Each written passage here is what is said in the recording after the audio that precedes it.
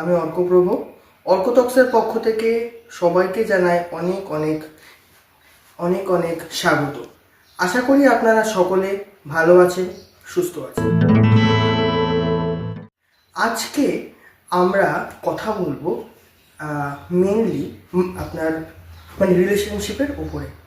আমরা জানি যে অনেক সময় আমরা কাউকে হয়তো ভালোবাসি, কিন্তু অপর দিক থেকে হয়তো সেইটা আমরা ঠিকঠাকভাবে পারছি না, এবং তার জন্যই নানা ক্ষেত্রে আমরা দেখতে পাচ্ছি কিন্তু সম্পর্কের বিশেষ করে ক্ষেত্রে নানা রকম বাধা হয়ে আসছে। সেগুলোর বিষয়ে আজকে আমাদের সঙ্গে যিনি আছেন তিনি অবশ্যই অ্যাস্ট্রোলজার, বাস্তুবিদ, নিউমোরোলজিস্ট সৌম্যদীপ স্যার আমাদের সঙ্গে আজকে আছেন। তাকে আমাদের এই অনুষ্ঠানে জানাবো অনেক অনেক স্বাগত। নমস্কার স্যার। আর স্যার, প্রথমেই আপনার কাছে জানবো, এখন আমরা দেখছি চারদিকে ভেঙে যাচ্ছে বা বিবাহ ক্ষেত্রে, হ্যাঁ, এই জন্য এটা মেনলি কেন হচ্ছে সেটা যদি একটু আপনি আমাদের কি বলেন। প্রথমত এই সময় দাঁড়িয়ে অনেক কিছু সম্পর্কের টানাপোড়েন বা রিলেশনশিপে অনেকটাই সমস্যা দেখা দিচ্ছে। এক্ষেত্রে আমাদেরকে দেখতে হবে ফিফথ হাউস এবং সেভেন্থ হাউস। ফিফথ হাউস হচ্ছে ভালোবাসা বা প্রেমের ঘর, এবং সেভেন্থ হাউস হচ্ছে বিবাহের ঘর। এবার কোনো কোনো ক্ষেত্রে কারোর জন্মছকে যদি দেখা যায় এই ফিফথ হাউস বা সেভেন্থ হাউসে রাহু, শনি বা কেতু এই গ্রহগুলো আছে, সেক্ষেত্রে অনেক সময় অনেক কিছু সমস্যা হতে পারে। যেমন রাহু যদি থাকে তাহলে হয়তো সে এমন একটা রিলেশনশিপে জড়িয়ে পড়লো যে উল্টো দিকের মানুষটা হয়তো তাকে ঠকিয়ে যাবে শেষ পর্যন্ত। তো সেই রকম একটা ভ্রান্ত রাহু হচ্ছে ইলিউমিনেশন, একটা ভ্রান্ত ধারণা তৈরি হয়। তো সেই রকম একটা সম্পর্ক সেখানে তৈরি হয়। অনেক সময় শনিদেব যদি থাকেন, সেক্ষেত্রে কোনো কার্মিক পাস্ট লাইফের কোনো ঘটনা সেটা তার এই লাইফটাকে এফেক্ট ফেলে। তো এইরকম গ্রহগতভাবে ফিফথ হাউস বা সেভেন্থ হাউস যদি ডিস্টার্ব থাকে, বিশেষ করে ফিফথ হাউস, তখন এই সম্পর্কে টানাপোড়েন বা সম্পর্কের যে ভেঙে যাওয়া, বারবার করে যে ভেঙে যাওয়া বা ভুল মানুষকে ভালোবাসা, এই ধরনের জিনিসগুলো হয়ে থাকে। জন্ম একজনের জন্ম চার দেখে কি এইটা বলা যায় যে তার লাভ ম্যারেজ হবে নাকি তার অ্যারেঞ্জ ম্যারেজ হবে? হ্যাঁ, দেখো, ফিফথ হাউস বা সেভেন্থ হাউস বললাম, এই দুটো ঘরই মোটামুটি প্রেম থেকে সেটা সম্পর্কের দিকে বিবাহের দিকে সম্পর্কটাকে নিয়ে যায়। যদি দেখা যায় যে শুভ গ্রহ ধরো শুক্র, বৃহস্পতি, এই গ্রহগুলোর কোথাও গিয়ে সেখানে এই ফিফথ হাউস বা সেভেন্থ হাউসের দৃষ্টি দিচ্ছে, সেক্ষেত্রে আমরা বলতে পারি যে তার লাভ ম্যারেজ হবে। ঠিক আছে? তো কুণ্ডলী দেখে অবশ্যই বলা যায় যে তার লাভ ম্যারেজ হবে কি অ্যারেঞ্জ ম্যারেজ হবে, এবং সেক্ষেত্রে আমাদের গ্রহগত অবস্থানগুলো দেখতে হয়, বা ফিফথ হাউস সেভেন্থ হাউস যদি ফাঁকাও থাকে, তাহলে ওই ঘরে কোন গ্রহের দৃষ্টি পড়ছে সেইটা থেকে বোঝা যায় যে প্রেম হলে সেটা টিকবে কিনা, বা বিয়ে পর্যন্ত যাবে কিনা, বা বিয়েটা দেখে হবে কি লাভ ম্যারেজ হবে। আচ্ছা, এবার একটু আপনার কাছ থেকে জানবো, ধরুন একটা মানুষের ব্রেকআপ হলো, হ্যাঁ, আবার কি প্যাচআপের কোনো সুযোগ আছে কি নেই? সেটাও কি একটা জন্ম চাঁদের মধ্যে কি সেটা দেখা, হ্যাঁ, যায় কিনা? অনেকেই আমাকে এই যে সম্পর্কের টানাপোড়েন তো এখন প্রচন্ড ভাবে বেড়ে গেছে, এবং আমার কাছে ম্যাক্সিমাম জন এসে প্রশ্ন করে, যারা সম্পর্কের টানাপোড়েনের জন্য আসে, যে আমার এই সম্পর্কটা ভেঙে গেছে, সে কি আবার ফিরে আসবে? তো এটা একখানা বেশ মজার কোয়েশ্চেন কিন্তু, এবং আমাদের এই কোয়েশ্চেনটা প্রায় প্রতিদিনই কারোর না কারোর কাছ থেকে ফেস করতে হয়। তো এক্ষেত্রে আমি বলবো, যদি দেখা যায় যে 7th হাউসে রাহু, চন্দ্র এবং শুক্র একই সঙ্গে অবস্থান করে, সেক্ষেত্রে একটা পুরনো সম্পর্ক বা ব্রেকআপ হয়ে যাওয়া সম্পর্ক রিইউনিয়নের একখানা মানে সম্ভাবনা দেখতে পাওয়া যায়। বা এই তিনটে যদি এক ঘরে নাও রইলো, কিন্তু একে অপরের প্রতি যদি দৃষ্টি বিনিময় করে, সেক্ষেত্রে এই প্যাচআপ বা রিইউনিয়ন এই জিনিসটা হবে। কিন্তু সেটা না হলে একটা সমস্যার জায়গা তৈরি হয়ে যায়। এবং সেক্ষেত্রে আমি বলবো যে মানে পুরনো সম্পর্ক থেকে বেরিয়ে এসে নতুন করে জীবনটা এগিয়ে নিয়ে যাওয়াটাই বুদ্ধিমানের কাজ হবে। এবার একটুখানি আমি জানবো, নো কন্ট্যাক্ট মানে জোন যদি মানে কারোর মানে হয়, এরকম এরকম যদি কারোর মানে সিচুয়েশন হয়, আপনারা কিভাবে সেটা হেল্প করে? এটা একখানা মানে জ্বলন্ত কোয়েশ্চেন বলা যেতে পারে, খুব ভালো কোয়েশ্চেন করেছেন। তো এখানে একখানা ব্যাপার যে নো কন্ট্যাক্ট সিচুয়েশন হলে আমি মানুষটাকে নিয়ে ভাবছি, কোথাও গিয়ে এটা একটা টেলিপ্যাথি কাজ করে। মানে আমি মানুষটাকে নিয়ে ভাবি, মানে সেও কোথাও কিন্তু তার ইনার মাইন্ডে কোথাও না কোথাও আমিও আছি। তো সেক্ষেত্রে আমরা দেখি জন্মকুণ্ডলিতে যে ওই আবার প্যাচআপ বা রিউনিয়নের সম্ভাবনা আছে কিনা। যদি রিউনিয়নের সম্ভাবনা থাকে, তাহলে আমরা বলি যে অপেক্ষা করো, সে ফিরে আসবে। অনেক সময় এরকমও হয়েছে যে ব্লক করে দিয়েছে, তারপরে আবার 2-3 মাস পরে ব্লক খুলে আবার কথাবার্তা বলে আবার হয়তো রিউনিয়ন হয়ে গেছে। কিন্তু সেটা খুব রেয়ার কেস।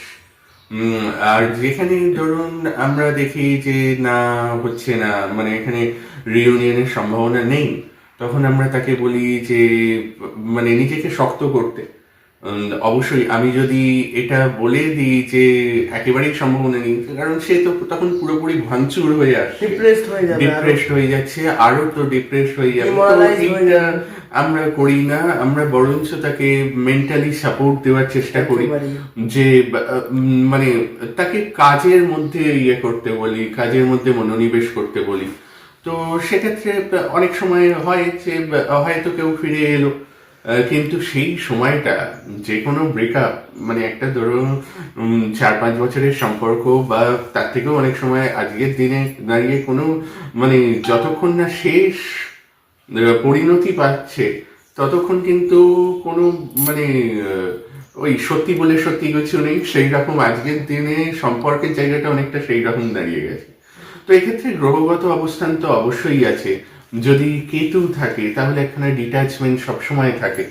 তো এই জিনিসগুলো আমাদেরকে দেখতে হয়, এবং সেইভাবে আমরা ওদেরকে মানে কাউন্সিলিং করার চেষ্টা করি বা করার চেষ্টা করি। অনেক সময় এই জিনিসগুলো অ্যাস্ট্রোলজারদের দ্বারা সম্ভব হয় না, মানে অবশ্যই অ্যাস্ট্রোলজাররা একটা মেন্টাল সাপোর্ট দিতে পারে।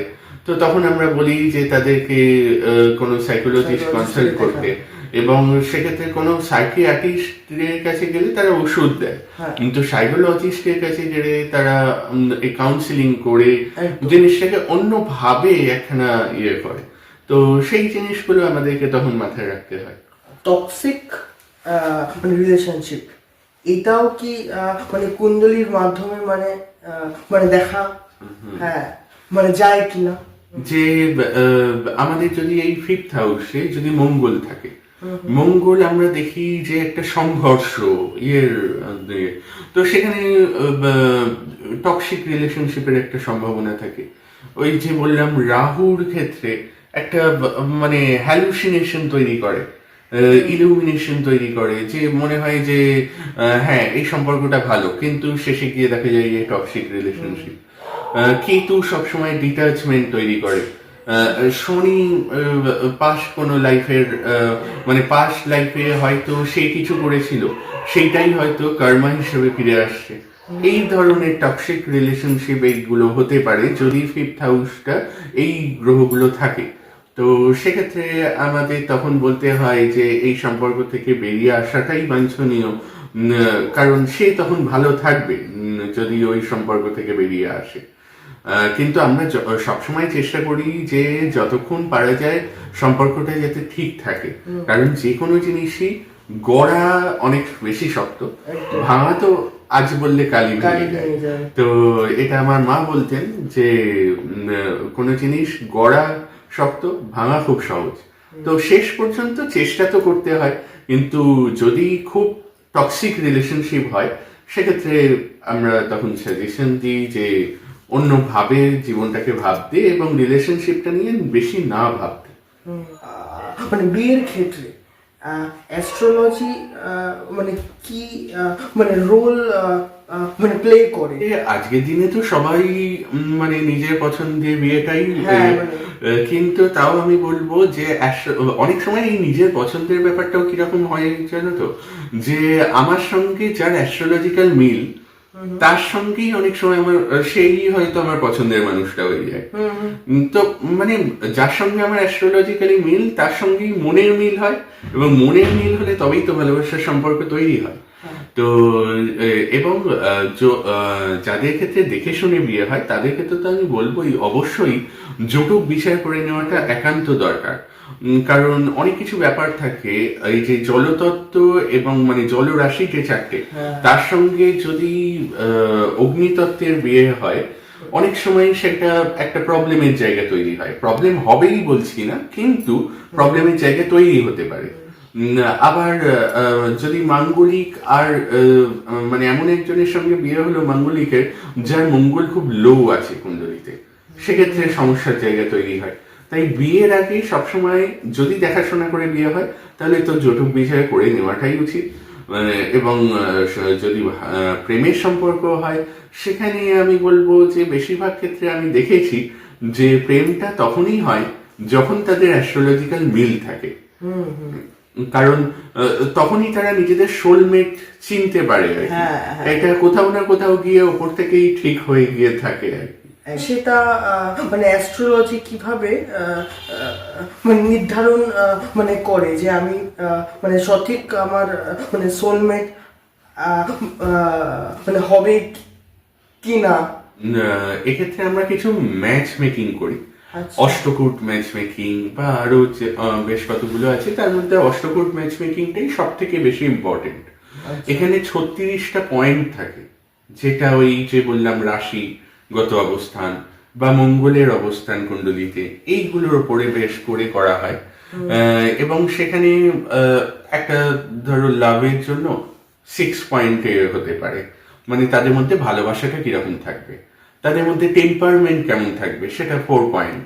তো এইভাবে পয়েন্টগুলো আমরা দেখি, এবং এই পয়েন্টগুলোর ক্ষেত্রে যদি অষ্টকূট ম্যাচ মেকিংটা সাধারণত 36টা পয়েন্টের হয়। এই 36 পয়েন্টের মধ্যে যদি 18-র বেশি হয় তাহলে সেটা মোটামুটি ম্যাচ। যদি 22 থেকে 24-এর বেশি হয়ে গেল তাহলে আমরা বলি যে সেই সম্পর্কটা খুব ভালো ম্যাচ হতে পারে। আর যদি 18-র কম হয় সেক্ষেত্রে আমরা বলি যে সেই বিয়েতে সমস্যা আসতে পারে পরে। তো এই রকম ব্যাপার। তো আমি সাধারণত দেখেছি যে সোলমেট তখনই হয় যে ওই 22 বা 24-এর বেশি, 36-এর মধ্যে যদি অষ্টকূট মেকিং এ 22 বা 24-এর বেশি হয় তাহলে দেখি যে সেটা সোলমেট কানেকশন তাদের নিজেদের মধ্যে তৈরি হয়ে গেছে। তারা হয়তো নিজেরাও জানছে না, তারা হয়তো কোথাও দেখা হলো, সেখানে গিয়ে তাদের প্রেম হয়ে গেল, হয়তো কলেজে দেখা হলো বা কোথাও রাস্তায় দেখা হলো, কিন্তু কোথাও গিয়ে এই সোলমেট কানেকশনটা হয়েই যায়। আজকে আমরা দাদার কাছ থেকে অনেক বিষয়ে, নানা বিষয়ে জানতে পারলাম। আজকের অনুষ্ঠান এই অবধি। নমস্কার, শেষ করছি দাদা।